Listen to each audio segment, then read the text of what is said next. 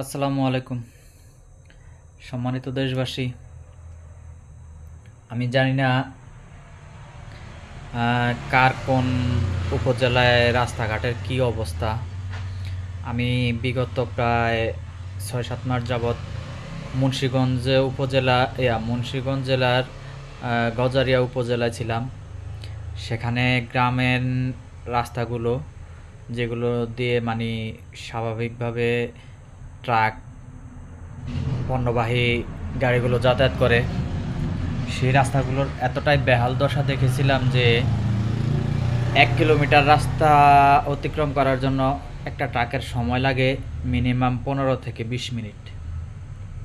অথচ রাস্তাঘাট যদি ক্লিয়ার থাকে তাহলে একটা ট্রাকের ১ কিলোমিটার রাস্তা অতিক্রম করতে সর্বোচ্চ সময় লাগে ২ মিনিট।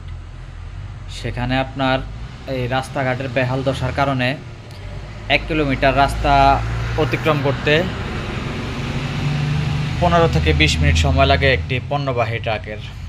তো এটা শুধু গজারিয়া উপজেলা না, আমার দেশের বাড়ি চাঁদপুর জেলার ফরিদগঞ্জ উপজেলায়ও একই অবস্থা আমি দেখতেছি, যে গ্রামীণ অবকাঠামো, রাস্তাঘাট মানে একেবারেই বেহাল দশা। তো এগুলো আসলে কাজের দায়িত্ব স্থানীয় সরকারের মন্ত্রণালয়ের দায়িত্বে আছে বর্তমানে আসিফ মাহমুদ সজীব ভুঁইয়া। তো উনি ওনার নিজের এলাকায় বিশাল বাজেট করেছেন, বিশাল বরাদ্দ দিয়েছেন, কিন্তু বাংলাদেশে ৬৪টি জেলার মধ্যে ৬৪টি জেলা, কিন্তু ওনার একটা উপজেলা, শুধুমাত্র ওনার উপজেলাতে উনি বিশাল বরাদ্দ দিয়েছেন ২,০০০ কত কোটি টাকা, যেন ২,০০০ কোটি টাকার উপরে। তো এগুলো আসলে বৈষম্য, বুঝছেন?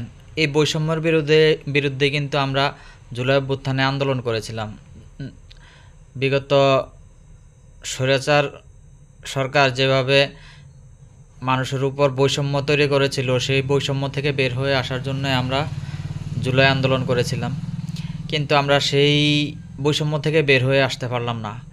এখন দেশে যেখানে বর্তমান সরকারের যেখানে প্রতিনিধি আছে, মানে উপদেষ্টা আছে, সেই উপদেষ্টাদের নিজস্ব এলাকায় কাজ কাম হচ্ছে, আর বাদ বাকি অন্যান্য এলাকায় একেবারে সিটে ফোটাও হচ্ছে না, মানে সংস্কার হচ্ছে না, রাস্তাঘাটের সংস্কার হচ্ছে না।